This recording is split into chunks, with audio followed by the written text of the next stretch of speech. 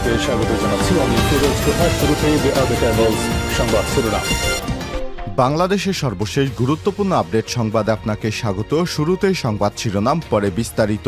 শুরুতেই জানিয়ে দিব, সচিবালয় আনসার এবং ছাত্র জনতার সংঘর্ষ, আহত অন্তত 40। এরপর জানিয়ে দিব, আন্দোলনে গুলিবিদ্ধ কাজল, জীবন মৃত্যুর সন্দিক্ষণে। এদিকে 24 ঘন্টার মধ্যে হামলাকারীদের বিচারের আওতায় আনার দাবি। সচিবালয় বৈষম্য বিরোধী ছাত্র আন্দোলনের সমন্বয়ক সহ শিক্ষার্থীদের উপর হামলা করা আনসার সদস্যদের 24 ঘন্টার মধ্যে গ্রেপ্তার এবং সরকারের সকল দপ্তরে ক্লিন অভিযান পরিচালনা সহ 3 দফা দাবি জানিয়েছে প্ল্যাটফর্মটি। জানিয়ে দিব, ছাত্রদের তাড়া খেয়ে পালালেন আনসার সদস্যরা। রাজধানীর সচিবালয়ে এলাকায় আনসার সদস্যদের সঙ্গে ঢাকা বিশ্ববিদ্যালয়ের শিক্ষার্থীদের ধা পাল্টা ধা এবং সংঘর্ষের ঘটনা ঘটে। পরে শিক্ষার্থীদের তাড়া খেয়ে আনসার সদস্যরা সচিবালয় ছেড়ে পালিয়ে যায়। এ সময় বেশ কিছু আনসার সদস্য সেনাবাহিনীদের হাতে গ্রেপ্তার হয়েছে। জানিয়ে দিব, এবারে আন্দোলনকারীদের সঙ্গে আনসারের কোনো সম্পর্ক নেই বললেন আনসার মহাপরিচালক। আন্দোলনকারী আনসার সদস্যদের সঙ্গে ব্যাটালিয়ন আনসারের কোনো সম্পর্ক নেই বলে জানিয়েছেন বাংলাদেশ আনসার এবং গ্রাম প্রতিরক্ষা বাহিনীর মহাপরিচালক DG major general Abdul Motaleb Sajjad Mahmud. গত রাতে তিনি সব কথা বলেন। এবং সর্বশেষ জানিয়ে দিব, জাতির উদ্দেশ্যে ভাষণে যা বলেন ডক্টর মোহাম্মদ ইউনূস। রোববার সন্ধ্যা 7:30টায় জাতির উদ্দেশ্যে ভাষণ দেন প্রধান উপদেষ্টা। তিনি বলেছেন, বাংলাদেশের মানুষ চাইলেই নির্বাচন হবে। আমরা ক্ষমতার জন্য বসিনি। আমরা যে কোনো সময় আপনারা যখন আমাদের বিদায় দেবেন আমরা তখনই ক্ষমতা ছেড়ে দেব। প্রিয় দর্শক, এতক্ষণ শুনছিলেন সংবাদ শিরোনাম, এবারে বিস্তারিত। তবে তার আগে বন্ধুরা, অনুরোধ থাকবে সংবাদটিতে একটি লাইক দিন। এই চ্যানেলে আপনি নতুন হয়ে থাকলে আমাদের সংবাদটি দেখতে দেখতে চ্যানেলটি সাবস্ক্রাইব করে রাখুন। কমেন্ট করে জানিয়ে দিন আপনার মূল্যবান মতামত। জানিয়ে দিন বন্ধুরা, আপনি বিশ্বের কোন দেশ থেকে আমাদের সংবাদটি দেখছেন এবং শুনছেন। সচিবালয়ে আনসার ও ছাত্র জনতার সংঘর্ষ, আহত অন্তত 40 জন। রাজধানীর সচিবালয় এলাকায় আনসার সদস্যদের সঙ্গে ছাত্র জনতার পাল্টাপাল্টি ধাওয়া ও সংঘর্ষের ঘটনায় অন্তত 40 জন আহত হয়েছেন। আহতদের উদ্ধার করে ঢাকা মেডিকেল কলেজ হাসপাতালের ঢামেক জরুরি বিভাগে নেওয়া হয়েছে।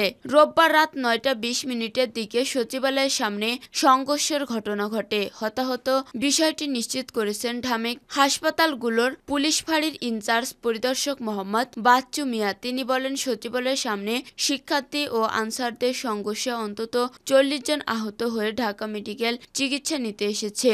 আহতদের মধ্যে নারীসহ 2 আনসার ও বাকিরা সবাই শিক্ষার্থী।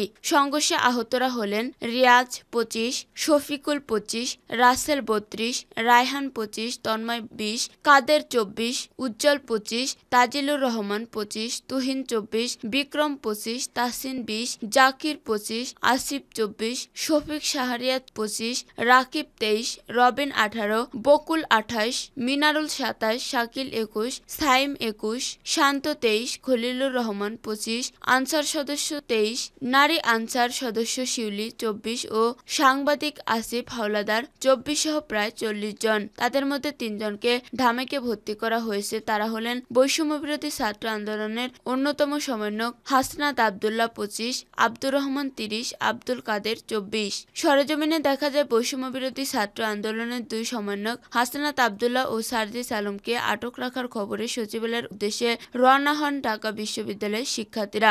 এ সময় আনসার সদস্যরা শিক্ষার্থীদের ধাও করে। এ সময় কয়েকজনকে লাঠিপিটা করেন আনসার সদস্যরা। পরে শিক্ষার্থীরা ইটপাটকেল নিক্ষেপ করলে আনসার সদস্যরাও পিছু হটেন। আন্দোলনে গুলিবিদ্ধ কাজল, জীবন মৃত্যুর সন্ধিক্ষণে।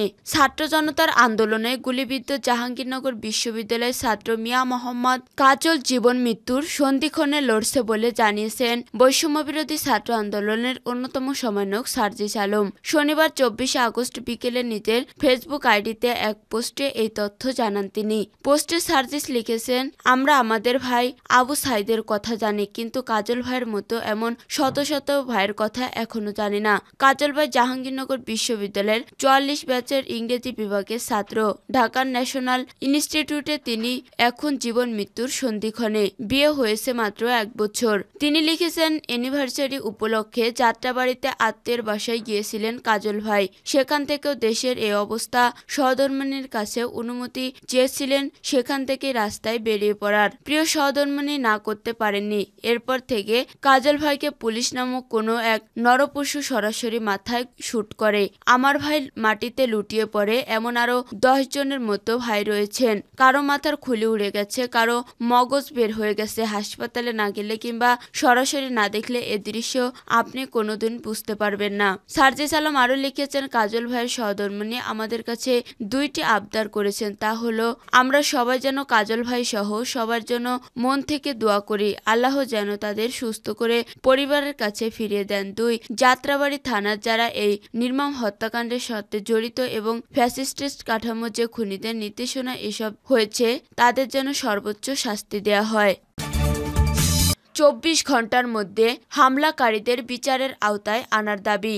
সচিবালয় বৈষম্যবিরোধী ছাত্র আন্দোলনের সমন্বয়ক সহ শিক্ষার্থীদের উপর আন্দোলনরত আনসার সদস্যদের হামলার ঘটনায় জড়িতদের 24 ঘন্টার মধ্যে গ্রেপ্তার ও সরকারের সকল দপ্তরে ক্লিন অভিযান পরিচালনা সহ 3 দফা দাবি জানিয়েছেন প্ল্যাটফর্মটি। রোববার 25শে আগস্ট রাত 12:15টার দিকে ঢাকা বিশ্ববিদ্যালয়ের রাজু ভাস্কর্যের পাদদেশে এক জরুরি সংবাদ সম্মেলনে এ দাবি জানান বৈষম্য বিরোধী ছাত্র আন্দোলনের অন্যতম সমন্বয়ক আবু বাকের মজুমদার।